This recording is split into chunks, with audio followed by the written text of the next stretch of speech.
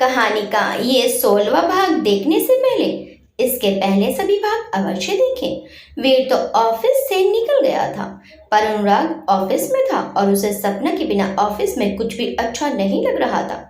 उसे सपना की बहुत याद आ रही थी। वो उसे बहुत बार फोन लगा चुका था, पर वो उसका फोन नहीं उठा रही थी। अनुराग को अब महसूस हो रहा था कि वो सपना से कितना प्यार करने लगा है। उसके बिना रहना अब उसके लिए नामुमकिन है। वो अपने मन में बड़बड़ा रहा था, ये अच्छा है, करे कोई भरे कोई। अपनी तो शादी कर ली और हमारी प्रेम कहानी में अब कुछ गाड़ी आगे बढ़ती तो ब्रेक लगा दिया और गाड़ी पटरी से उतार दी। लो कर लो आशिकी, तेरा कुछ नहीं हो सकता अनुराग। कल अगर सपना ऑफिस नहीं आई तो कल वीर मेरे गुस्से से बच नहीं पाएगा। पर यार ये वीर पता नहीं कहाँ चला गया, कुछ बताकर भी नहीं गया। अनुराग इन उलझनों में उलझा रहा और जैसे तैसे काम करने लगा। अब वीर भी ऑफिस में नहीं था तो सारा ऑफिस उसे ही संभालना था। अवधेश जी घर पहुंच गए थे। उन्होंने अपने बड़े भाई गजेंद्र जी को फोन करके घर आने के लिए बोल दिया था। वो भी नौकरों से दुकान का ध्यान रखने का कहकर घर के लिए निकल गए थे। अवधेश जी अपने कमरे में आकर सोफे पर बैठ गए और अपने भाई साहब के आने का इंतजार करने लगे। वो सबसे एक साथ बात करना चाहते थे। कल्याणी जी किचन में कुछ काम कर रही थी। उन्होंने अवधेश जी को कमरे में जाते हुए देखा तो वो अवधेश जी के लिए पानी लेकर कमरे में आई और पानी का गिलास अवधेश जी के आगे कर दिया। अवधेश जी ने पानी का गिलास उठा लिया तो कल्याणी जी ने ट्रे टेबल पर रख दी और उनके पास बैठकर बोली, क्या बात है जी, आप इस समय घर आए, सब ठीक है ना?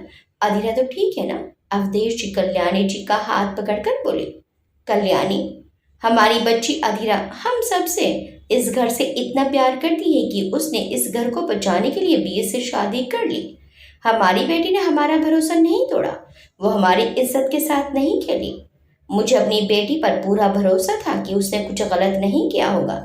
कल्याणी जी उनकी बात सुनकर चौंक कर बोली, ये आप क्या कह रहे हैं? मेरी कुछ समझ में नहीं आ रहा है। और ऐसा आपको क्या पता चल गया जो आप इतने विश्वास से कह रहे हैं कि अधीरा की कोई गलती नहीं थी?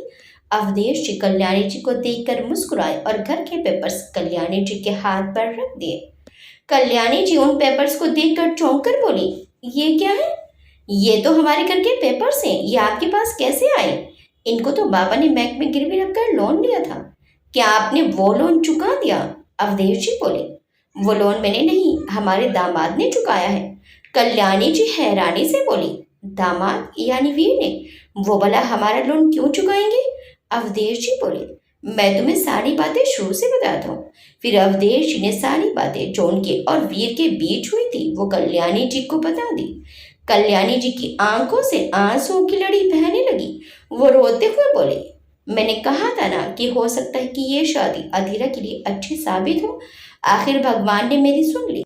अब मुझे अपनी बेटी की कोई चिंता नहीं है। मुझे पूरा विश्वास है कि दामाद जी उसे संभाल लेंगे। अवधेश जी ने उनके हाथों पर अपना हाथ रख लिया। तभी गजेंद्र जी भी घर आ गए। अवधेश जी कमरे से बाहर निकलकर गजेंद्र जी के पास आए और बोले, भैया, बाबा के कमरे में चलते हैं, वहीं बात करेंगे। गजेंद्र जी ने अपना हाँ में सिर हिलाया और रघुवीर जी के कमरे में चले गए। लता जी उनके लिए पानी ले आई तो गजेंद्र जी ने पानी पिया और गिलास लता जी के हाथ में पकड़ी ट्रे में वापस रख दिया। लता जी बाहर चली गई। उन्होंने बाहर आकर कल्याणी जी से पूछा, क्या बात है कल्याणी? अवधेश भाई साहब क्या बात कर रहे हैं बाबा और इनसे? ऐसी क्या बात है जो भाई साहब ने इन्हें दुकान पर से बुला लिया? कल्याणी जी ने लता जी और ममता को अपने साथ आने का इशारा किया। वो उन दोनों को अपने कमरे में ले गई और अवधेश जी ने उन्हें जो कुछ भी बताया था वो उन दोनों को उन्होंने बता दिया। उन दोनों की आंखें नम हो गई। वो दोनों कल्याणी जी के गले लग गई। लता जी बोली, हमारी बच्ची ने इस घर को बचाने के लिए अपने दादाजी की इतनी कठोर बातें भी चुपचाप सुन ली। इतना प्यार करती है वो इस घर से और हम लोगों से, और हमने उससे सारे रिश्ते तोड़ दिए। हमें अपनी बेटी पर भरोसा करना चाहिए था। कल्याणी जी बोली, दीदी, जो होता है अच्छे के लिए होता है। अगर ये सब ना होता तो हमें पता भी नहीं चलता कि हमारी अधीरा हमसे कितना प्यार करती है। एक बार बस बाबा साहब मान जाए तो सब ठीक हो जाएगा। लता जी बोली, चिंता मत करो कल्याणी, बाबा साहब अधीरा से बहुत प्यार करते हैं, वो भी मान जाएंगे। ममता बोली, बाबा से जल्दी से मान जाए तो मैं इनको भी ये खुशखबरी सुना दूं। कल्याणी जी बोली, और सपना, वो तो कितनी उदास है, वो तो खुशी से उछल ही पड़ेगी। ये कहकर कल्याणी जी मुस्कुराने लगी तो कल्याणी जी की बात सुनकर उन दोनों के चेहरे पर भी मुस्कान आ गई। उधर बाबा साहब के कमरे में अवधेश जी ने बाबा साहब के हाथ में घर के पेपर्स रख दिए। बाबा साहब ने उन पेपर्स को देखा तो चौंक गए और अवधेश जी से बोले, अवधेश, ये पेपर्स तुम्हारे पास कैसे? क्या तुमने बैंक का लोन चुका दिया? तुम्हारे पास इतने पैसे कहाँ से आए? अवधेश जी बोले, नहीं बाबा, मैंने लोन नहीं चुकाया। आपको तो पता है ना कि मेरे पास इतने पैसे नहीं है। गजेंद्र जी बोले, तो ये पेपर्स तुम्हारे पास कहाँ से आए? अवधेश जी बोले, ये पेपर्स मुझे वीर ने बाबा साहब को देने के लिए दिए हैं। बाबा साहब और गजेंद्र जी चौंक गए। बाबा साहब गुस्से में बोले, अवधेश, तुम अधीरा और वीर से मिलने गए थे? मैंने जब अधीरा से सारे रिश्ते तोड़ लिए हैं, फिर भी तुम मेरी बात को नीचे गिराकर उससे मिलने गए। तुमने मेरी बात का मान नहीं रखा। अवधेश जी बोले, बाबा, हमने अधीरा को गलत समझा। उसने अपनी मर्जी से ये शादी नहीं की थी। सच कुछ और है। अधीरा ने जो इस घर के लिए किया वो आप सुनेंगे तो हैरान रह जाएंगे। हमारी अधीरा इस घर से हम सबसे बहुत प्यार करती है और इस घर को बचाने के लिए ही उसने वीर से शादी की थी। गजेंद्र जी बोले, अवधेश, साफ साफ कहो कि आखिर बात क्या है? अवधेश जी बोले, मैं आपको सारी बात शुरू से बताता हूँ। आज दोपहर मुझे वीर का फोन आया था। उसने मुझे मिलने के लिए एक होटल में बुलाया था। मैं उससे मिलने चला गया। फिर अवधेश जी ने अपने और वीर के बीच हुई सारी बातें बाबा साहब और गजेंद्र जी को बता दी और वीर के दादाजी की विल की शर्त के बारे में भी बता दिया। सारी बात सुनकर बाबा साहब और गजेंद्र जी की आंखें भी नम हो गई। वीर के अतीत को जानकर बाबा साहब को बहुत दुख हुआ। वो नम आंखों से बोले, ये नियति भी क्या क्या खेल खेलती है। एक राजकुमार को अपनी ही महल से चोरों की तरह भागना पड़ा और भगवान राम की तरह वनवास काटना पड़ रहा है। समय का चक्र घूमेगा और भगवान राम की तरह वीर भी जरूर जीतेगा। हमने गुस्से में अपनी बच्ची को पता नहीं क्या क्या कहा, पर वो चुपचाप सुनती रही। हमें अपनी बच्ची पर भरोसा करना चाहिए था, पर हम अपनी झूठी मान मर्यादा में ये भूल गए कि हमें एक बार अधीरा की बात सुननी चाहिए थी। अवधेश जी बोले, बाबा, पुरानी बातों को भूल जाइए। आज से हम एक नई शुरुआत करते हैं। मैंने पग फेरों की रस्म के लिए दामाद जी को अधीरा को घर लेकर आने को कहा है। दामाद जी अधीरा को शाम को घर लेकर आएंगे। बाबा साहब बोले, चलो अच्छा किया तुमने जो दामाद जी को पग फेरों की रस्म के लिए आने को बोल दिया। हमारी बच्ची को हमारी बातों से बहुत ठेस पहुंची होगी। हम बहुत शर्मिंदा हैं। बिना सच जाने हमने अपनी बेटी को कसूरवार ठहरा दिया, जबकि वो तो इस घर को बचाना चाहती थी। अवधेश जी बोले, बाबा, भूल जाइए इन सब बातों को और बच्चे आ रहे हैं, उन्हें दिल से आशीर्वाद दीजिए। गजेंद्र जी बोले, अरे भाई, हम यहाँ बैठकर बातें क्यों कर रहे हैं? पहली बार दामाद जी घर आ रहे हैं, हमें उनके स्वागत की तैयारी करनी चाहिए। रघुवीर जी बोले, गजेंद्र ठीक कह रहा है। चलो बहू को जाकर कहो कि रात के खाने की तैयारी करें। खाने में कोई कमी नहीं रहनी चाहिए। गजेंद्र, तुम जाकर देखो कि मार्केट से क्या आना है, और अवधेश, तुम घर देखो, अच्छी तरह से साफ सफाई करवाओ। फालतू की चीजें जो बाहर पड़ी हों वो सब स्टोर रूम में रखवाओ, और बहू से कहो कि पर्दे और चादरें भी बदल दे पूरे घर की, और वहां पौधों के पास फिर से बहुत पत्ते इकट्ठे हो गए हैं, वो भी साफ कर देना। सारा काम करने के बाद सब नहा धोकर अच्छे से तैयार हो जाना। अवधेश जी मुस्कुराकर बोले, ठीक है बाबा साहब।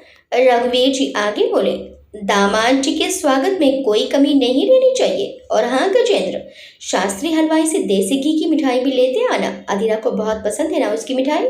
गजेंद्र जी बोले, ठीक है बाबा साहब। चलो अब जल्दी जाओ, काम बहुत है और समय बहुत कम है। रघुवीर जी ने कहा तो अवधेश जी और गजेंद्र जी दोनों ही मुस्कुराकर जी बाबा साहब कहकर चले गए। उनके जाने के बाद रघुवीर जी अपने हाथ में लिए अपने घर के पेपर्स को देखकर भावुक हो गए। सुमित्रा, कितने प्यार से हम दोनों ने ये घर बनाया था। इस घर को गिरवी रखते हुए मुझ पर कितना जोर पड़ा था ये मैं ही जानता हूँ। आज इस घर के पेपर्स फिर से अपने हाथ में लेकर मुझे बहुत खुशी हो रही है।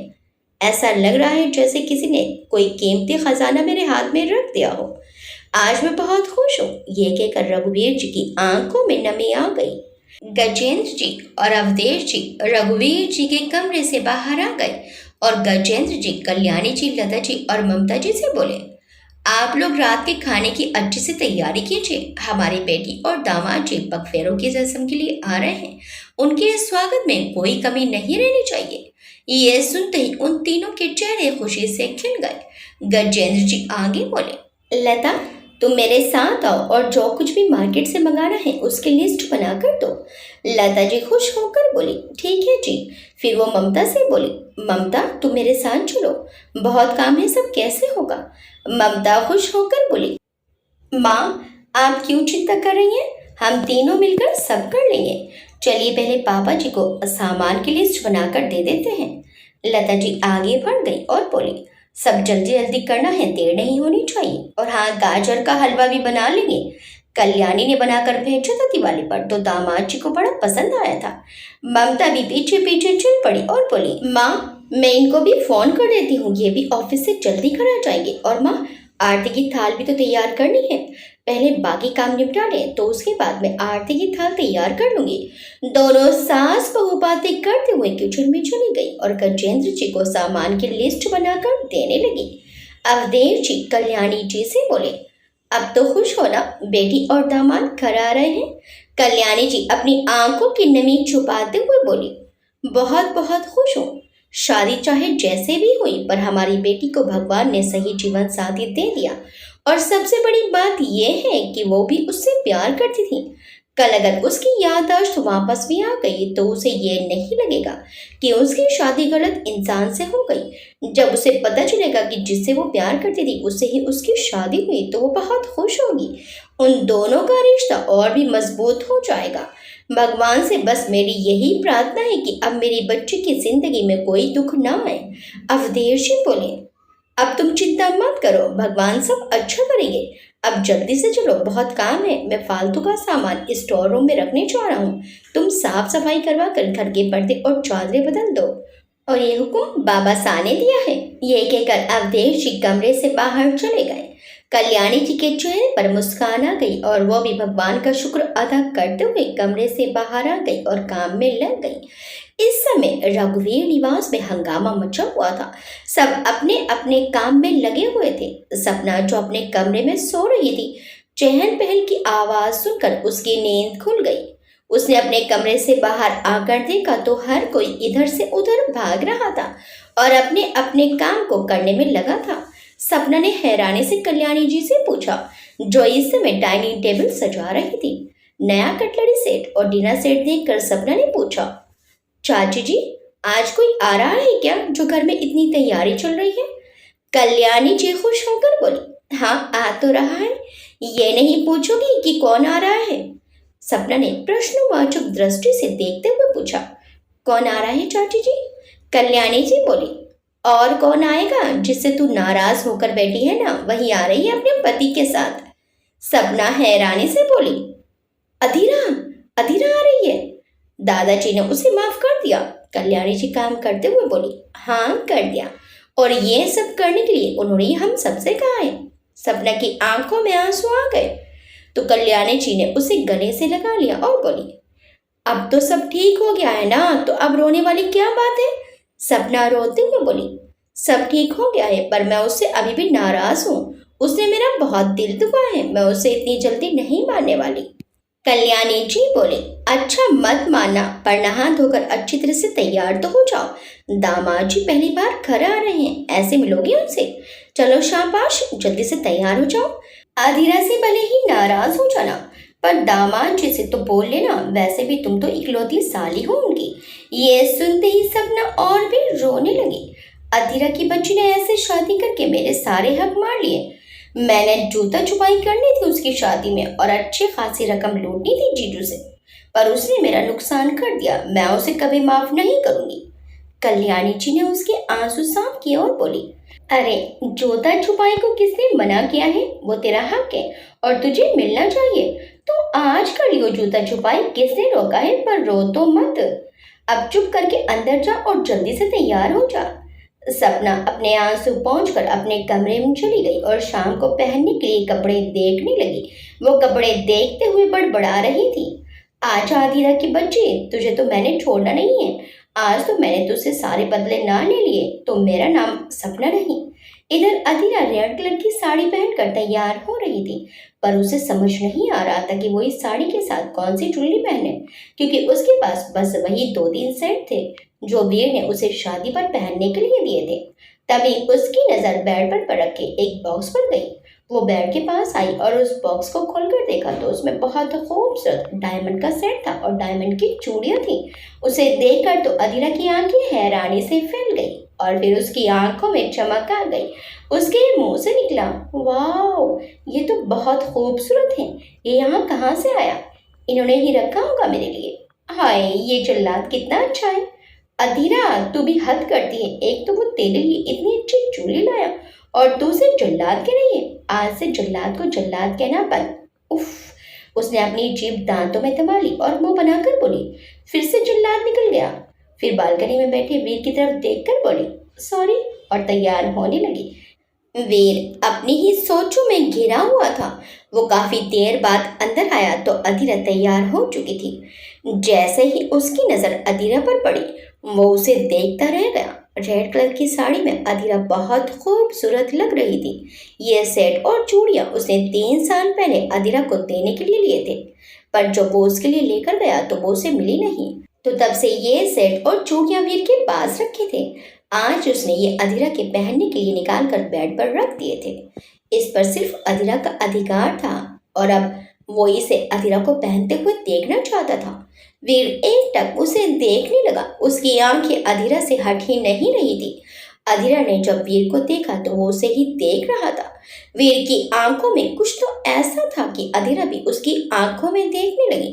वीर धीरे धीरे चलकर उसके पास आया और एक हाथ उसकी कमर में डालकर उसे अपने करीब कर लिया और दूसरा हाथ उसके बालों में फेरा और उसके बाल जो इधर उधर बिखर गए थे उनको ठीक किया। फिर उसकी आंख से अपने हाथ की उंगली में थोड़ा सा काजल लिया और अधीरा की पतली सी कमर पर लगा दिया। वीर की इस हरकत से अधीरा के पूरे शरीर में सिरन सी दौड़ने लगी। उसकी आंखें बंद हो गई। वीर ने उसके माथे पर किस किया और बोला, बहुत खूबसूरत लग रही हो। अधीरा ने अपनी आंखें खोली और वीर की आंखों में खो गई। वीर अधीरा की आंखों में अपने लिए वो प्यार, वो अपनापन तलाश रहा था जो अधीरा भूल गई थी। और अधीरा वीर की आंखों में देखकर ये सोच रही थी कि इन आंखों को मैंने पहले भी कहीं देखा है, पर कहाँ देखा है कुछ याद नहीं आ रहा। कुछ देर बाद दोनों होश में आए। अधीरा जल्दी से अलग हुई और मिरर के सामने जाकर खड़ी हो गई। वीर ने पूछा, रेडी हो, चले? अधीरा ने हाँ में सिर हिलाया, पर उसके बेड में घर जाने के नाम से अजीब सी हलचल हो रही थी। उसने एक गहरी सांस ली और वीर के साथ कमरे से बाहर निकल आई।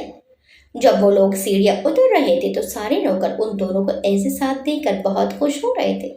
बंसी ने तो दोनों की बधाइयां ले ली। दोनों सीढ़ियों से उतरकर बाहर आए।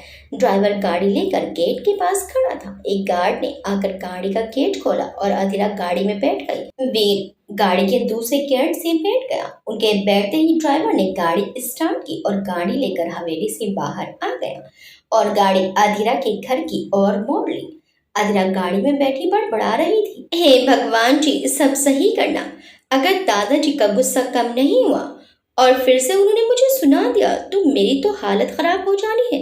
एक तो दादाजी से मुझे पहले ही डर लगता है। उनके गुस्से को देखकर मेरी बोलती बंद हो जाती है। ऊपर से ये शादी वाला कांड हो गया। अब तो भगवान जी ही मुझे बचा सकते हैं। अधीरा को बड़बड़ाते देखकर वीर ने उसकी तरफ देखा और उसका हाथ अपने हाथ में ले लिया और बोला, हम है ना, फिर डर क्यों रही हूँ? अधीरा ने वीर की तरफ घूर कर देखा और बोली, ये सारा रायता ना आपने ही फैलाया है। पहले तो मेरे घर वालों को बिना बताए मुझसे शादी कर ली। मैंने कहा भी था कि घर चलते हैं पहले घर वालों को बता देते हैं, पर नहीं, तब तो शादी करने का भूत सवार था जनाब के सिर पर। ऐसे जल्दी से शादी की कि अगर अब शादी ना हुई तो कहीं मैं भाग ना जाऊं। और शादी तो की ही, ऊपर से घर वालों को कह दिया कि मैंने आत्महत्या की धमकी देकर इन्हें फोर्स किया था। फिर वो वीर को देखकर घूर कर बोली, मुझे देखने से लगता है कि मैं आत्महत्या कर सकती हूँ। अरे, मैं आत्महत्या करने वालों में से नहीं हूँ, आत्महत्या करवाने वालों में से हूँ। उसकी बात सुनकर वीर ने आंखें बड़ी करके उसे घूर कर देखा तो अपनी बात का मतलब समझकर उसने अपने दांतों तले जीभ दबा ली और अपनी आंखें बंद कर ली।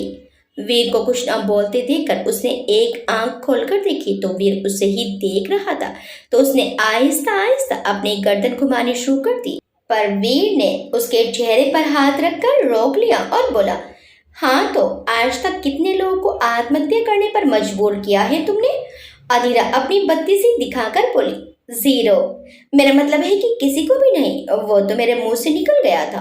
वीर ने अपना सिर ना की मुद्रा में हिलाया और बोला, कुछ भी बोलती रहती हो, इसलिए तो कहते हैं कि सोच समझकर बोलना चाहिए। अगर किसी पुलिस वाले ने ये बात सुन ली तो तुम जेल के अंदर होगी, आई बात समझ में? अधीरा ने अपनी गर्दन हिलाई और बेचारा सा मुंह बनाकर बैठ गई। वीर उसे देख कर मुस्कुरा दिया। यही तो बात थी अधीरा में कि वीर चाहे कितना भी परेशान या दुखी हो, अधीरा अपनी बातों और हरकतों से उसके चेहरे पर मुस्कान ले आती थी। आज वीर बहुत दुखी है, उसका दिल बहुत उदास है, पर अधीरा उसके होठों पर मुस्कान ले आई, इसलिए तो वीर उससे इतना प्यार करता है और उसके बिना जीने की कल्पना भी नहीं कर सकता। कुछ समय बाद गाड़ी अधीरा के घर के बाहर थी। अधीरा को घबराहट हो रही थी। ड्राइवर गाड़ी से बाहर निकला और वीर की साइड का गेट खोल दिया। वीर गाड़ी से बाहर निकला, ड्राइवर ने अधीरा की साइड का गेट भी खोल दिया, पर अधीरा बाहर नहीं निकल रही थी। वीर कुछ पल अधीरा के उतरने का वेट करने लगा, पर जब वो बाहर नहीं निकली तो वीर अधीरा की साइड गया और अपना हाथ अधीरा के आगे कर दिया। अधीरा ने पहले वीर के हाथ को देखा, फिर वीर के चेहरे को देखा, तो वीर ने पलकें झपकाकर हाथ पकड़ने का इशारा किया। अधीरा ने सकुचाते हुए अपना हाथ वीर के हाथ पर रख दिया और गाड़ी से बाहर उतर गई और वीर उसे लेकर आगे बढ़ गया। वीर गेट के पास आया और उसने डोर बेल बजा दी। 1 मिनट बाद गेट खुला तो ममता हाथ में आरती का थाल लिए खड़ी थी। बाकी सब भी उसके पीछे खड़े थे। ममता ने नीले कलर की खूबसूरत साड़ी पहन रखी थी और वह बहुत अच्छी लग रही थी। ममता के हाथ में आरती का थाल देखकर अधीरा भावुक हो गई। अभी 2 दिन पहले ही तो उससे सारे रिश्ते तोड़कर यहाँ से हमेशा के लिए जाने को कह दिया गया था। कितना रोई थी वो, और आज उसका आरती करके स्वागत किया जा रहा है।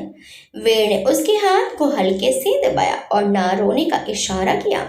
आरती करके ममता ने उन्हें अंदर आने के लिए कहा तो वीर अधीरा का हाथ पकड़कर अंदर आ गया। सबसे पहले वीर ने अधीरा के साथ दादाजी के पांव छुए तो दादाजी ने दोनों को आशीर्वाद दिया और अधीरा को अपने गले से लगा लिया और बोले, मुझे माफ कर दे मेरी बच्ची, मैंने बिना सच जाने तुझे बुरा भला कहकर तुझसे सारे रिश्ते तोड़ लिए। तो अपने दादाजी से इस घर से इतना प्यार करती है और हम तेरे प्यार को समझ नहीं पाए। अधीरा रोते हुए बोली, आप माफी मत मांगिए दादाजी, नहीं तो मैं आपसे नाराज हो जाऊंगी। दादाजी मुस्कुराकर बोले, अरे ऐसा गजब मत करना, तू नाराज हो गई तो अब तुझे मनाने के लिए मुझे तेरी ससुराल आना पड़ेगा और तू चाहती है कि इस उम्र में मैं तेरी ससुराल के चक्कर काटूं। ये सुनकर सब हंसने लगे तो अधीरा बोली, मैं अपने प्यारे दादाजी से कभी नाराज हो ही नहीं सकती। फिर वीर और अधीरा ने सब बड़ों के पांव छुए, सबने दोनों को आशीर्वाद दिया और उनको हॉल में लेकर आए और सब हॉल में बैठ गए। सपना भी एक तरफ बैठी थी। अधीरा ने उसकी तरफ देखा तो उसने अधीरा को इग्नोर कर दिया और उसे मुंह फेर कर दूसरी तरफ देखने लगी। अधीरा ने सपना की ये हरकत देखी तो उसका मुंह खुल गया। उससे ये बर्दाश्त नहीं हुआ और वो अपनी जगह से उठी और सपना के पास आकर बोली, तूने मुझे इग्नोर क्यों किया? सपना फिर भी नहीं बोली और उसने अधीरा की तरफ देखा भी नहीं तो अधीरा ने उसका हाथ पकड़ा और उसे अपने कमरे में खींच कर ले गई। उसको ऐसे जाते देखकर सबके होठों पर मुस्कान आ गई। कल्याणी जी बोली, बहुत नाराज है सपना अधीरा से, इतनी आसानी से नहीं मानने वाली। अवधेश जी बोले, ये उन दोनों बहनों का मामला है, खुद सुलझा लेंगी। अगर हम इन दोनों के बीच में घुस गए तो ये दोनों उल्टे हमारे ही गले पड़ जाएंगी। ये सुनकर सब हंसने लगे। अधीरा ने सपना को कमरे में लाकर सोफे पर बिठाया और उसके पास बैठकर बोली, देख सपना, नाराज मत हो, जो भी हुआ उसमें मेरी कोई गलती नहीं थी। वीर सर ने मुझे किसी से भी बात करने का कोई मौका नहीं दिया, मैं क्या करती? इस घर को बचाने के लिए मुझे उनकी बात माननी पड़ी। सपना ने हैरानी से अधीरा की तरफ देखा और बोली, इस घर का तेरी शादी से क्या लेना देना? तू मुझे उल्लू बना रही है, पर मैं अब नहीं मानने वाली क्योंकि तूने मुझे कुछ नहीं बताया और शादी कर ली। अधीरा अपने गले पर हाथ रखकर चुटकी भरते हुए बोले, भगवान जी की कसम, मैं सच बोल रही हूँ। तो अगर मेरी जगह होती तो तू भी यही करती। सपना को अभी कुछ भी नहीं पता था। फिर अधीरा ने सपना को सारी बातें बता दी। उसने किन परिस्थितियों में शादी के लिए हाँ बोला था। सारी बातें सुनकर सपना बोली, चल तूने सही किया, मैं तेरी सारी बातें मान लेती हूँ, पर तूने मेरा इतना नुकसान किया है, मैं तुझे माफ नहीं करूंगी। तूने मेरा सारा हक मार लिया। अधीरा बोली, अब मैंने तेरा कौन सा नुकसान कर दिया? सपना रोनी सी शक्ल बनाकर बोली, कितना अरमान था मुझे जीजू की जूता छुपाई करने का। तेरी शादी में मैंने जीजू की जूता छुपाई करनी थी और उससे अच्छी खासी रकम लूटनी थी, और तूने ये फीकी सी शादी कर ली। मैंने जूता छुपाई भी नहीं की, एक ही तो बहन है, और उसकी शादी में भी मैं जूता छुपाई नहीं कर पाई। अब जूता छुपाई का अरमान मेरा कभी पूरा नहीं होगा। जा, मैं तुझसे बात नहीं करूंगी, तेरी मेरी कट्टी। ये कहकर सपना रोने लगी। उसके आंसू देखकर अधीरा भी रोने लगी। देख, तुम मुझसे कट्टी मत कर, तुझे रोते देखकर मुझे भी रोना आ रहा है। हे भगवान जी, मेरी शादी ऐसी क्यों की? मेरी बहन जूता छुपाई भी नहीं कर पाई। दोनों बहनें गले लगकर ऐसे रो रही थी कि जैसे उनका करोड़ों का नुकसान हो गया हो। कुछ देर बाद अधीरा सपना के आंसू साफ करके बोली, तुझे जूता छुपाई करनी है ना, तो चल अब कर ले। मैं करवाऊंगी जूता छुपाई और तुझे पैसे भी दिलवाऊंगी। हम अपना नुकसान क्यों करें? शादी उन्होंने ऐसे की, गलती उनकी, हमारी थोड़ी ही ना है। देख, एक काम करते हैं, मैं ना अपना कमरा दिखाने के बहाने उनको कमरे में लेकर आऊंगी और फिर जूता चोरी करके तुझे दे दूंगी। तू छुपा देना और मनचाही रकम ले लेना। सपना को अधीरा का ये आइडिया अच्छा लगा और दोनों बहनों ने सारे गिले शिकवे भुलाकर हाथ मिला लिया और अपने मिशन को अंजाम देने के लिए बाहर आ गई। तो बाहर का नजारा देखकर दोनों दंग रह गई। पूरा परिवार वीर की खातिरदारी में लगा हुआ था। विशाल तो बड़ा खुश था वीर को देखकर। आखिर इतना बड़ा बिजनेसमैन उसका बहनोई जो बन गया था। वैसे तो वीर आज उदास था, पर उन सबका प्यार देखकर उसकी उदासी थोड़ी कम हो गई थी। आज पहली बार उसने इतना बड़ा परिवार देखा था और उन सब में इतना प्यार देखकर उसे अच्छा लग रहा था। वो खुश था। अधीरा और सपना ने एक दूसरे की तरफ देखा और आंखों ही आंखों में एक दूसरे को इशारा किया। फिर वो दोनों भी वहां आकर बैठ गई। कुछ देर बाद मौका लगाकर सपना बोली, अधीरा, जीजू को अपना कमरा तो दिखा दो। सपना के जीजू कहने पर वीर ने सपना की तरफ चौंक कर देखा तो अधीरा बोली, माँ, मैं इनको अपना कमरा दिखा दूं? कल्याणी जी बोली, जा बेटा दिखा दे। अधीरा खड़ी हो गई और वीर से बोली, आइए मैं आपको अपना कमरा दिखाती हूँ।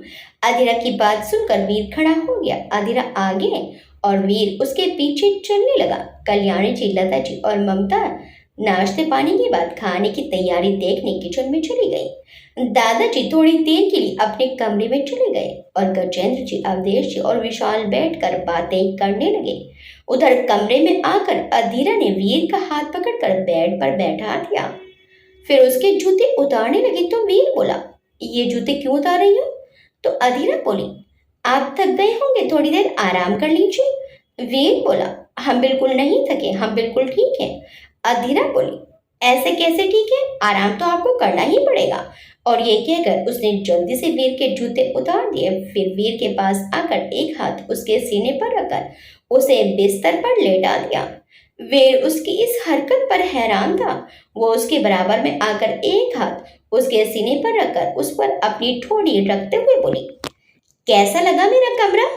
वीर उसके ऐसे नजदीक आने से बेचैन हो गया था। वो बोला, कमरा दिखाया कब है तुमने हमें? और ये क्या हरकत है, कोई आ गया तो? अधीरा बोली, ओह, ये तो मैंने सोचा ही नहीं था। आप यहीं रहो, मैं गेट झुका कर आती हूँ। अधीरा उठी और साड़ी ठीक करने के बहाने दोनों जूते उठाए और वीर की नजरों से बचाकर उन्हें साड़ी के पल्लू में छुपा लिया और गेट पर आ गई। गेट के बाहर सपना खड़ी थी। उसने जल्दी से उसको जूते दिए और उसको जूते देकर अंदर आ गई। तब तक वीर उठकर बैठ चुका था। उसे बैठे देखकर अधीरा बोली, अरे आप उठकर बैठ गए, लेट जाइए। वीर बोला, हमने कहा ना कि हमें नहीं लेटना है, हम बाहर ही जा रहे हैं। उसने अपने जूते पहनने के लिए नीचे देखा तो जूते गायब थे। वीर ने हैरानी से अधीरा को देखा और बोला, हमारे जूते कहाँ हैं? अधीरा बोली, वो तो चोरी हो गए। वीर चौंक कर बोला, व्हाट, चोरी हो गए? ऐसे कैसे चोरी हो गए? तुमने अभी तो उतारे थे, इतनी जल्दी कैसे चोरी हो गए? अधीरा उसे अपना हाथ दिखाकर बोली, देखिए आपके जूते चोरी हो चुके हैं और वो तब मिलेंगे जब आप सपना को जूते चोरी करने के पैसे देंगे, और वो भी 1 लाख। 1 लाख देंगे तो ही आपको जूते वापस मिलेंगे। वीर हैरानी से बोला, व्हाट? सपना लोगों के जूते चोरी करने का काम कब से करने लगी? हमने तो उसके जॉब पर वापस आने की बात भी कर ली है। उसको ये काम करने की कोई जरूरत नहीं। लोगों के जूते चोरी करना अच्छी बात नहीं है। वीर की बात सुनकर अधीरा ने अपना माथा पीट लिया। दरअसल वीर को जूता छुपाई की रस्म के बारे में पता ही नहीं था। उसने अपनी अब तक की जिंदगी में बहुत कम शादी अटेंड की थी, और उसमें भी वो बस थोड़ी देर के लिए ही गया था, और ऐसा कोई भी मौका नहीं आया था कि उसे इस रस्म के बारे में पता चल पाता। अधीरा अपनी कमर पर हाथ रखकर बोली, देखिए आपकी एक ही साली है सपना। शादी तो आपने फ्री में करके सारे पैसे बचा लिए, पर अब बिल्कुल भी कंजूसी नहीं चलेगी। सपना जितने पैसे मांगेगी आपको उतने पैसे देने पड़ेंगे। फिर अधीरा उसे घूर कर बोली, आपको जूता छुपाई के बारे में नहीं पता? वीर ने अपने कंधे उचकाते हुए नाम में सिर हिला दिया। अधीरा बोली, तो पहले पता कर लीजिए, जब पता चल जाए तो डील करने के लिए बुला लेना, और तब तक बैठे रहिए बिना जूतों के। मैं चली सपना के पास, बाय बाय। और ये कहकर अधीरा वहां से चली गई। वीर उसकी इस हरकत पर चिढ़ गया। वो अपने आप से बोला, जब ये हमसे इतने प्यार से पेश आ रही थी, हमें तभी समझ जाना चाहिए था कि इसके छोटे से दिमाग में कोई खुराफात चल रही होगी। अब वो कर भी क्या सकता था। बाहर आकर अधीरा ने कह दिया कि वीर थक गए थे, वो आराम कर रहे हैं। वीर को समझ नहीं आ रहा था कि ये दोनों बहनें उसके साथ अब कौन सा गेम खेल रही हैं, जूते चोरी करके। उसने अनुराग को फोन किया। अनुराग ने 1-2 बैल में ही फोन उठा लिया। अनुराग बोला, हाँ वीर बोलो, कैसे फोन किया? वीर बोला, यार ये सपना ने हमारे जूते चोरी कर लिए, और वो कह रही कि जूता वापस लेने के लिए हमें पैसे देने पड़ेंगे। ये दोनों कौन सा गेम खेल रही है हमारे साथ, हमें समझ नहीं आ रहा। वीर की बात सुनकर अनुराग जोर जोर से हंसने लगा। उसको इस तरह हंसते देखकर वीर गुस्से में बोला, अनुराग अब अगर तुम हंसे तो हम वहीं आकर तुम्हारा मुंह तोड़ देंगे। अनुराग हंसकर बोला, आओगे कैसे? जूते तो साली ने चोरी कर लिए। वीर अपने गुस्से को दबाकर बोला, तुम बहुत ज्यादा बोल रहे हो। तुम अभी के अभी हमारे लिए नए शूज लेकर आओ। अनुराग अपनी हंसी दबाकर बोला, लाने की क्या जरूरत है, आप पैसे दे दो, वो आपको जूते वापस कर देंगी। वीर अनुराग से बोला, तुम्हें भी इसके बारे में पता है? अनुराग बोला, शादी में और रस्मों की तरह एक रस्म ये भी होती है। साली अपने जीजा जी के जूते चोरी करती है और जीजा जी बदले में उसे पैसे देते हैं। पैसे लेकर साली जीजा जी के जूते वापस कर देती है। आपको सपनों को पैसे देने पड़ेंगे। ये बहुत प्यारी रस्म है जिस पर सालियों का हक होता है, और आपकी एक ही साली है और वो है मेरी प्यारी सी सपना। ये सुनकर वीर की आंखें बड़ी हो गई। उसने अनुराग से पूछा, क्या कहा तुमने? अनुराग समझ गया कि उसके मुंह से क्या निकल गया। वो जल्दी से बोला, मेरा मतलब है कि अधीरा भाभी की प्यारी सी बहन सपना। वीर मुस्कुराते हुए बोला, अनुराग बोला, एक बात और, जीजा जी इतनी आसानी से साली को पैसे नहीं देते, बहुत सता कर देते हैं। पर तुम सपना को ज्यादा परेशान मत करना, कितनी मासूम है वो, रोने लग जाएगी। वीर बोला, समझ गए, ठीक है अब रखते हैं। ये कहकर उसने फोन रख दिया। उसे अनुराग की बातों से पता चल गया था कि वो सपना को पसंद करता है।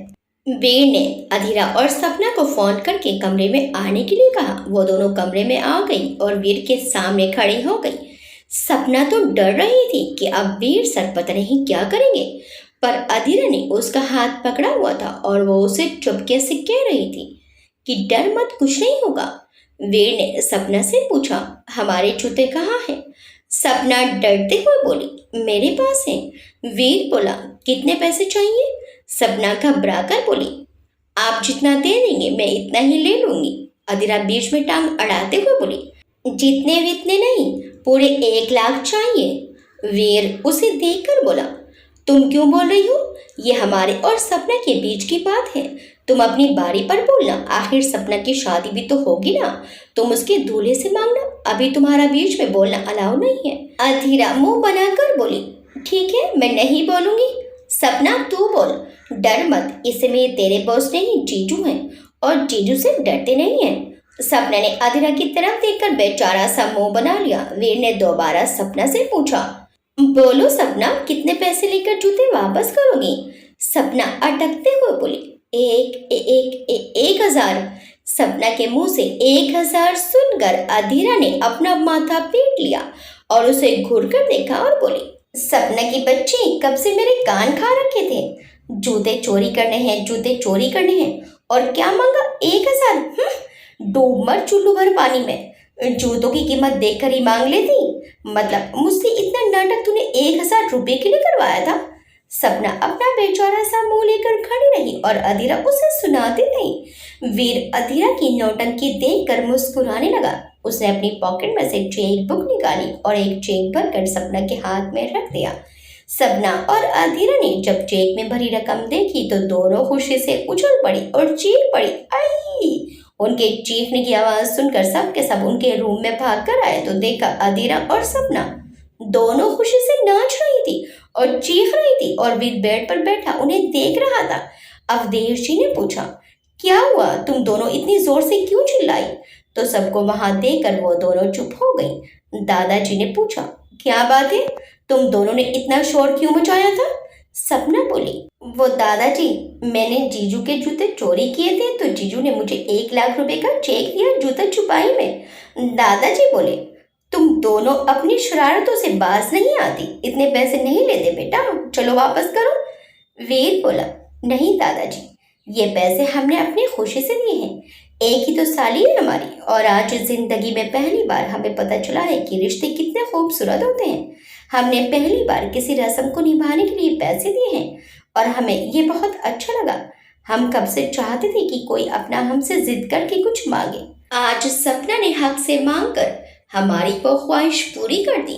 वीर की बातें सुनकर सबकी आंखें नम हो गई। आज पहली बार अधीरा को लगा जैसे वीर अंदर से बहुत दुखी है। वो ऐसा नहीं है जैसे वो अपने आप को दिखाता है। अंदर से वो बहुत कोमल हृदय का इंसान है। गजेंद्र जी बोले, बेटा सपना, अब तो तुम्हारा सपना पूरा हो गया। अब तो दामाद जी को उनके जूते लौटा दो, या अभी भी मन नहीं है तुम्हारा जूते लौटाने का? गजेंद्र जी की बात सुनकर सब हंसने लगे और सपना भागी हुई गई और जूते लाकर वीर के पैरों के पास रख दिए। वीर को यहाँ सबका हंसी मजाक करना, एक दूसरे की परवाह करना और मिलजुल कर रहना बड़ा अच्छा लग रहा था। अपनी सारी जिंदगी उसे यही कमी तो खली थी, एक परिवार की कमी। वीर ने जूते पहने और वॉश बेसिन पर अपने हाथ धो लिए। इतने में कल्याणी जी और ममता ने खाना डाइनिंग टेबल पर लगा दिया और कल्याणी जी, लता जी और ममता को छोड़कर सब खाना खाने लगे तो वो तीनों सबको खाना खिलाने लगी। खाना बहुत अच्छा बना था। वीर को खाना बहुत पसंद आया। खाना खाने के बाद सबने गाजर का हलवा खाया और अधीरा ने अपनी मनपसंद डिजर्ट खाई। खाना खाते खाते रात के 9 बज चुके थे तो वीर ने जाने की इजाजत मांगी। सबसे इजाजत लेकर वीर ने सबके पांव छुए तो सबने उसे आशीर्वाद दिया। चलते समय वीर ने दादाजी से कहा, दादाजी, आप सपना को कल ऑफिस भेज दीजिएगा। कुछ इंपॉर्टेंट फाइल सपना ने ही रखी हुई है तो इसके ना आने की वजह से काम डिले हो रहा है। दादाजी बोले, आप चिंता मत कीजिए, सपना कल ऑफिस आ जाएगी। ये सुनते ही सपना के चेहरे पर मुस्कान आ गई। वीर और अधीरा चलने लगे तो अवधेश जी ने कुछ गिफ्ट्स ड्राइवर को देकर गाड़ी में रखवा दिए। वीर ने मना किया तो वो बोले कि ये तो वो अपनी बेटी को दे रहे हैं और ये उनका प्यार है और प्यार से इनकार नहीं करते। वीर ने फिर कुछ नहीं कहा। वो दोनों गाड़ी में बैठ गए और ड्राइवर ने गाड़ी स्टार्ट कर दी। आज अधीरा के घर में सब खुश थे। उनकी बेटी अच्छे घर में जो चली गई थी और सबसे बड़ी बात की उन्हें हीरे जैसा दामाद मिला है। वीर और अधीरा घर पहुंच चुके थे। वो दोनों अपने कमरे में आ गए थे। अधीरा ने अपनी चुल्ली उतारी और चेंज करने चेंजिंग रूम में चली गई। वो चेंज करके आई और वॉशरूम में चली गई। वीर अपने सोफे पर बैठा अपना मोबाइल देख रहा था। अधीरा वॉशरूम से आकर सोने के लिए लेट गई। वीर ने उसे एक नज़र देखा और अपने आप ही चेंज करने चला गया। कुछ देर बाद जब वो बाहर आया तो तब तक अधीरा सो चुकी थी, पर आज अपने घर वालों से मिलकर वो बहुत खुश थी। वीर उसके पास आया और उसे कुछ देर तक सोते हुए देखता रहा। फिर उसके पास आकर लेट गया और उसे अपनी बाहों में भर लिया और बोला, सॉरी अधीरा, तुमने इतना दर्द सहा है ये हम नहीं जानते थे। तुम्हारे साथ इतना सब कुछ हो गया और हम कुछ कर नहीं पाए। हम तुमसे बहुत प्यार करते हैं और हमें पता है कि तुमने भी सिर्फ हमसे प्यार किया है। तुम्हारा दिल सिर्फ हमारे नाम से धड़कता था और आगे भी सिर्फ हमारे नाम से धड़केगा। जिसने भी ये सब किया है हम उसे छोड़ेंगे नहीं। तुम्हारी याद में हम 3 साल तड़पे हैं। जिसने भी तुम्हें हमसे अलग करने का गुनाह किया है वो हमारे हाथों से बच नहीं पाएगा। क्यों, आखिर क्यों हम तुम्हें वहां छोड़कर आ गए?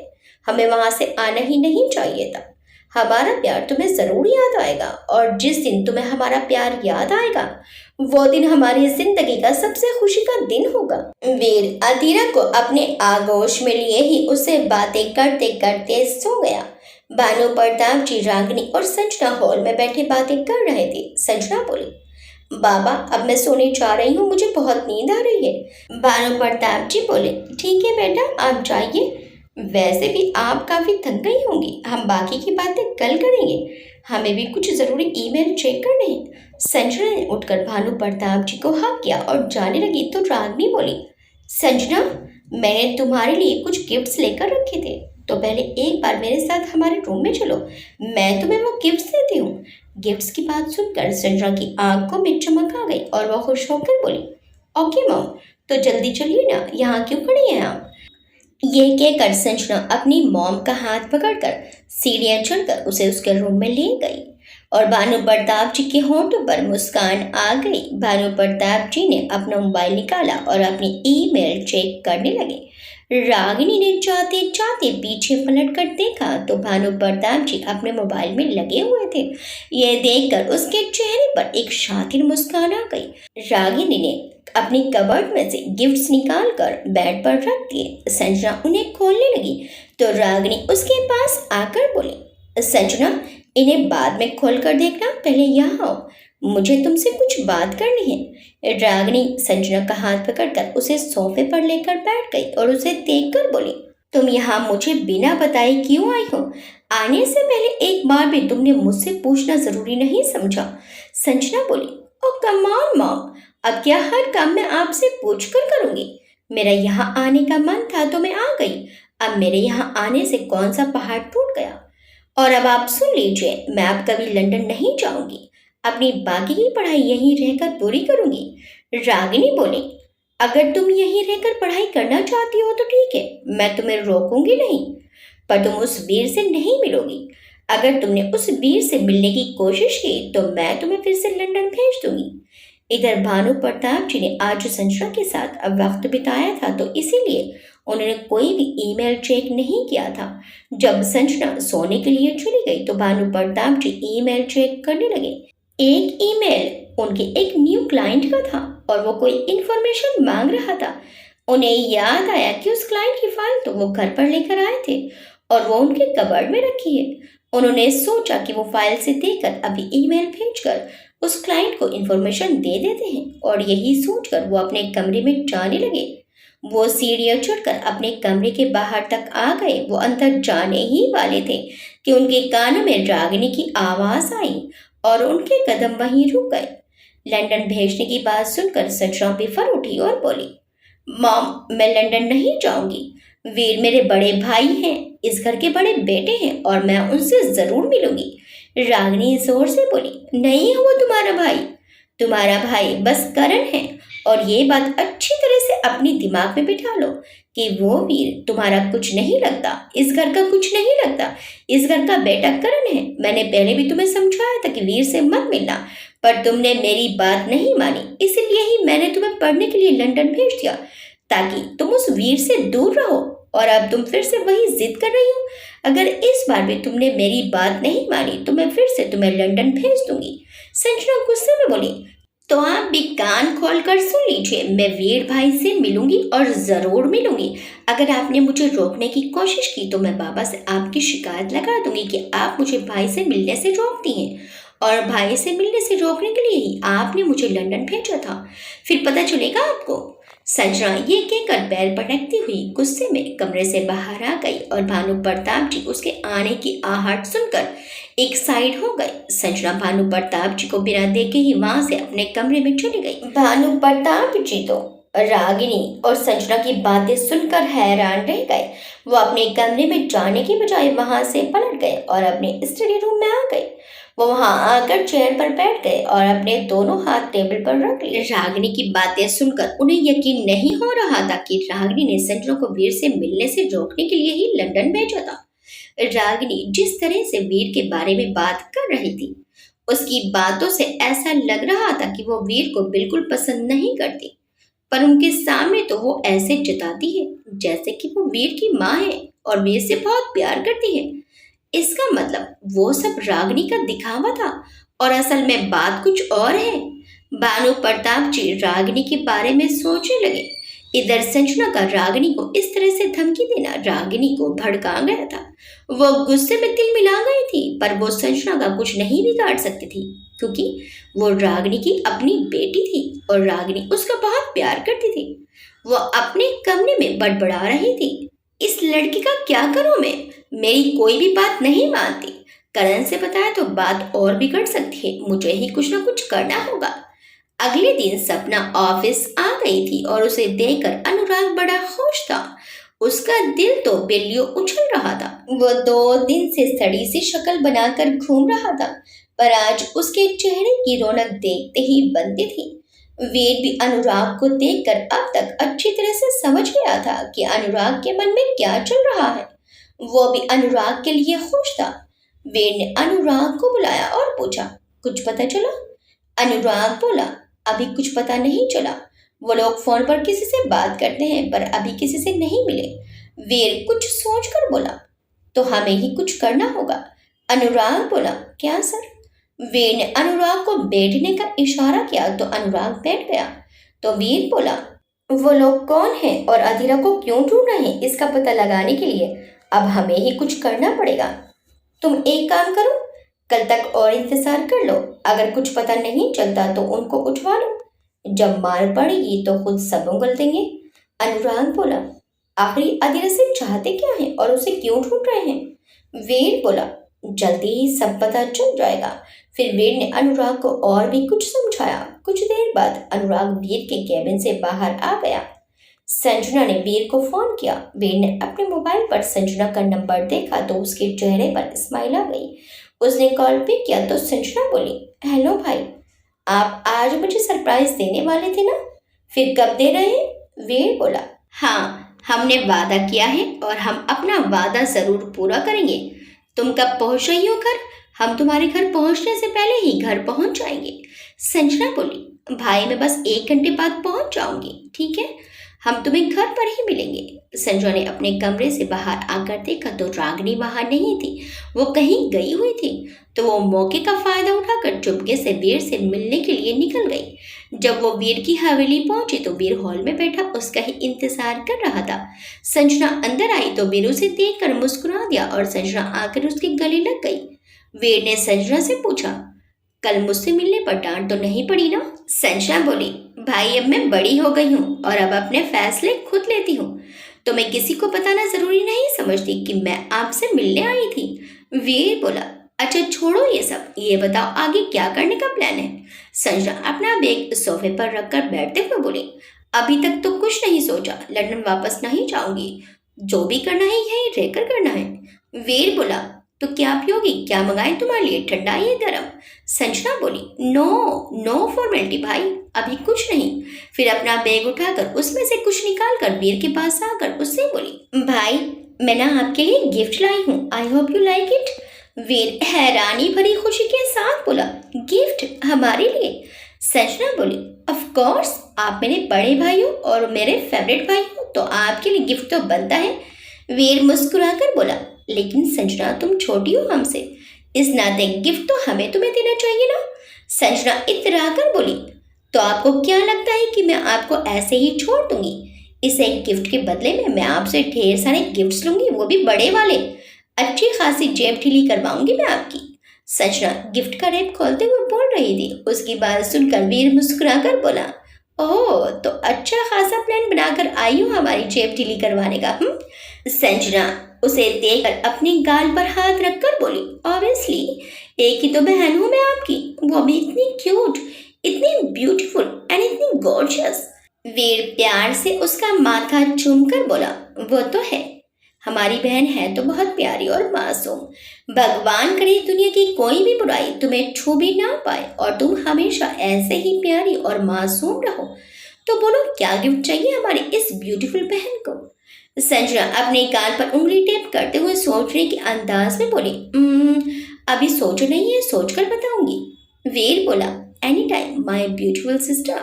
संजना ने मुस्कुराकर गिफ्ट रैप खोला। उसमें एक छोटा सा ज्वेलरी बॉक्स था। फिर उस बॉक्स को खोला तो उसमें एक बहुत खूबसूरत गोल्ड का एक ब्रोच था जिसमें एक खूबसूरत सा डायमंड जड़ा हुआ था। वो बहुत कीमती लग रहा था। उसे देखकर वीर हैरानी से बोला, संजना ये तो बहुत एक्सपेंसिव लग रहा है, तुमने ये।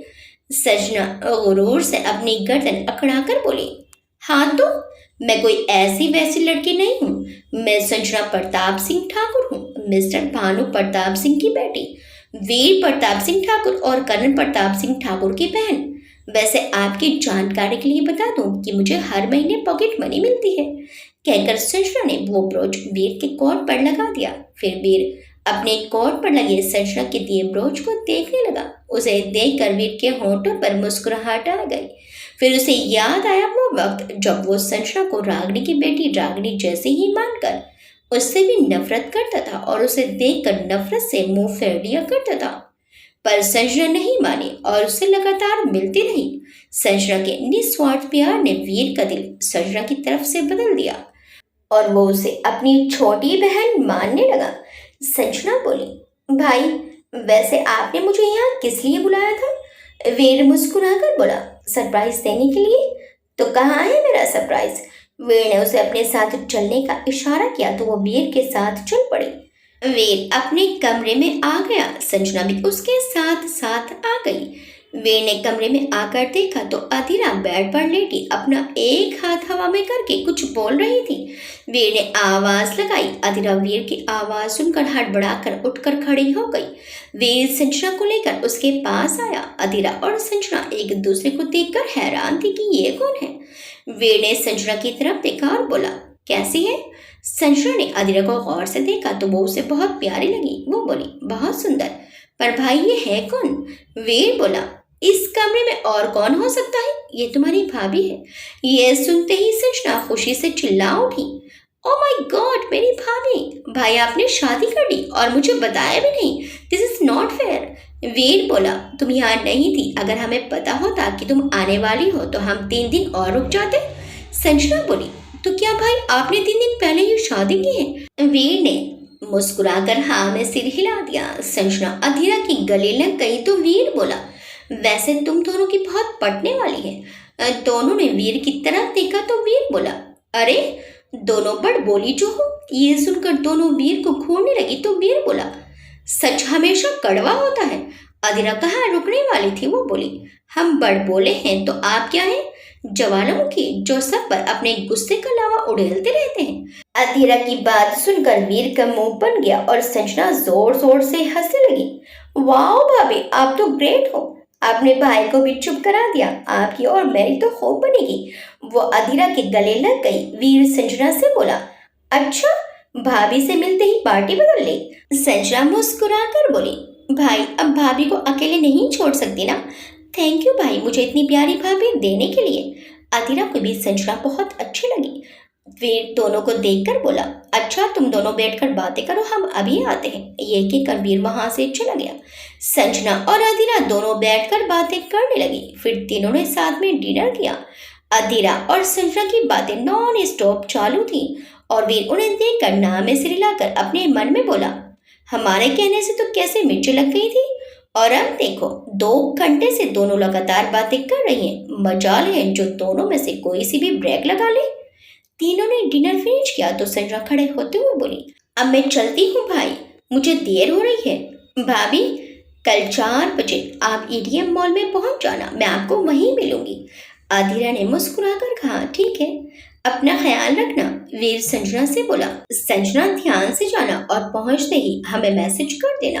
ठीक है भाई। ये कहकर संजना अधीरा और वीर के गले लग गई और कल शॉपिंग पर जाने का बोलकर चली गई। संजना के जाने के बाद वीर अधीरा से बोला, तो कल तुम दोनों शॉपिंग पर जा रही हो। अधीरा बोली, हाँ संजना जिद कर रही थी तो मैंने हाँ कर दी। वीर ने कुछ नहीं कहा और कुछ सोचने लगा। फिर अधीरा को देखकर बोला, आइसक्रीम खाने चलोगी? ये सुनते ही अधीरा की आंखों में चमक आ गई। वह खुश होकर बोली, हाँ क्यों नहीं, आइसक्रीम तो मुझे बहुत पसंद है। तो वीर बोला, और तुम्हें स्ट्रॉबेरी फ्लेवर बहुत पसंद है? अधीरा चौंक कर बोली, आपको कैसे पता? वीर ने कुछ नहीं कहा, बस मुस्कुरा दिया। वो दोनों आइसक्रीम खाने के लिए निकल गए। आइसक्रीम पार्लर जाने से पहले वीर ने अनुराग को मैसेज कर दिया था। वीर और अधीरा आइसक्रीम पार्लर में जाकर बैठ गए। वीर ने आइसक्रीम का ऑर्डर दिया और अधीरा से अभी आने का बोलकर वहां से उठकर चला गया। अधीरा के आसपास और भी लोग आकर बैठ गए और कुछ लोग पार्लर के चारों तरफ फैले हुए थे। उन सबको अनुराग एक ब्लूटूथ के जरिए गाइड कर रहा था, क्योंकि अनुराग पार्लर के बाहर गाड़ी में बैठकर अपने लैपटॉप पर सब कुछ देख रहा था। कुछ देर बाद वीर वापस आया तो अधीरा अपनी आइसक्रीम खा रही थी। इस बीच कोई भी अनजान आदमी अधीरा के पास नहीं आया था। अगर कोई भी आदमी अधीरा के पास आने की कोशिश करता तो वीर के आदमी उसे दबोच लेते, पर वहां कोई नहीं आया। फिर वीर ने अपनी भी आइसक्रीम खाई और अधीरा को लेकर वहां से निकल गया। अनुराग और उसके आदमियों की गाड़ी वीर की गाड़ी के पीछे चलती रही और वीर की गाड़ी के हवेली में घुसते ही वो गाड़ी सीधी निकल गई। अधीरा इस बात से बेखबर आइसक्रीम खाकर बच्चों की तरह खुश थी और अपने आप में ही मुस्कुरा रही थी। वीर उस आदमी तक अब जल्द से जल्द पहुंचना चाहता था, इसलिए उसने ये सब किया था। उसने सोचा था कि अधीरा को अकेले देखकर कोई अगर उससे मिलने की कोशिश करेगा तो वो उसे दबोच लेंगे। अगले दिन अधीरा मॉल में जाने के लिए तैयार हो रही थी। वो अभी तैयार हुई ही थी कि वीर आ गया। पिंक कलर के सूट में वो बहुत खूबसूरत लग रही थी। वीर उसे देखता रह गया और इस समय घर पर वीर को देखकर अधीरा हैरान रह गई। अधीरा ने वीर से पूछा, आप इस समय घर पर कोई काम था क्या? वीर अधीरा के पास आया और उसकी कमर पर हाथ रखकर उसे अपने करीब कर लिया। अधीरा का दिल जोरों से धड़कने लगा। वीर उसकी आंखों में देखकर बोला, हाँ बहुत जरूरी काम था। अपनी प्यारी सी बीवी को शॉपिंग के लिए ले जाना था। तुमने कैसे सोच लिया कि हम तुम्हें अकेले जाने देंगे? तुम्हें एक बार अकेले छोड़कर हमने बहुत बड़ी गलती कर दी थी। अब वो गलती हम कभी नहीं करेंगे। तुम्हें जहां भी जाना है हम तुम्हारे साथ चलेंगे। अधीरा वीर की आंखों में खो सी गई। उसके मुंह से अनायास ही निकल गया, क्यों? वीर बोला, क्योंकि हम तुमसे बहुत प्यार करते हैं। और ये कब हुआ? अधीरा ने अपनी नजर हटाए बिना कहा तो वीर बोला, जब तुम्हें पहली बार देखा था। अधीरा सोच में पड़ गई तो वीर बोला, अच्छा अब ज्यादा मत सोचो, लेट हो जाएंगे। अगर सजरा हमसे पहले पहुंच गई तो हमें बहुत सुनाएगी। अधीरा ने हाँ में सिर हिलाया और वीर के साथ मॉल के लिए निकल गई। अधीरा और वीर मॉल पहुंच गए थे। वीर के आदमी भी मॉल पहुंच चुके थे और उनके आसपास ही टहल रहे थे। वीर ने सजना को फोन किया तो वो वीर और अधीरा के पास आ गई। सजना अधीरा को लेकर लेडीज सेक्शन में चली गई। वीर भी उनके पीछे पीछे आ गया। तभी वीर को एक कॉल आ गई और वो एक साइड खड़े होकर बात करने लगा, लेकिन उसकी नजर संजना और अधीरा पर ही थी। संजना अधीरा के साथ ड्रेसेस देख रही थी। तभी उसकी नजर अपने भाई करण पर पड़ी, जो लेडीज सेक्शन के बाहर खड़ा किसी से कॉल पर बात कर रहा था। संजना ने उसे देखा तो वो अधीरा का हाथ पकड़कर उसे लेकर ड्रेसेस की रैंक के पीछे छिप गई और ड्रेसेस को बीच में से हटाकर करण को देखने लगी। करण उनके बिल्कुल सामने था। अधीरा भी जहां सपना देख रही थी वहां देखने लगी। जैसे ही अधीरा की नजर करण पर पड़ी, वो उसको ध्यान से देखने लगी। अचानक ही उसके हाथ पैर कांपने लगे। उसके चेहरे पर पसीना आ गया। उसे घबराहट होने लगी। उसके दिल की धड़कनें बढ़ गई। इधर वीर ने जब उन दोनों को ऐसे छिपते देखा तो वो फोन काटकर उन दोनों के पास आया। उसने पीछे से अधीरा के कंधे पर हाथ रखा तो उसका पूरा शरीर कांप रहा था। अधीरा ने पीछे मुड़कर देखा। वीर को देखकर उसके चेहरे पर एक हल्की सी मुस्कान आ गई और उसके मुंह से निकला, वीर। और ये कहते ही वो बेहोश होकर गिरने लगी तो वीर ने उसे पकड़ लिया और अपनी बाहों में भर लिया। सजना ने पीछे मुड़कर देखा तो अधीरा बेहोश होकर वीर की बाहों में झूल रही थी।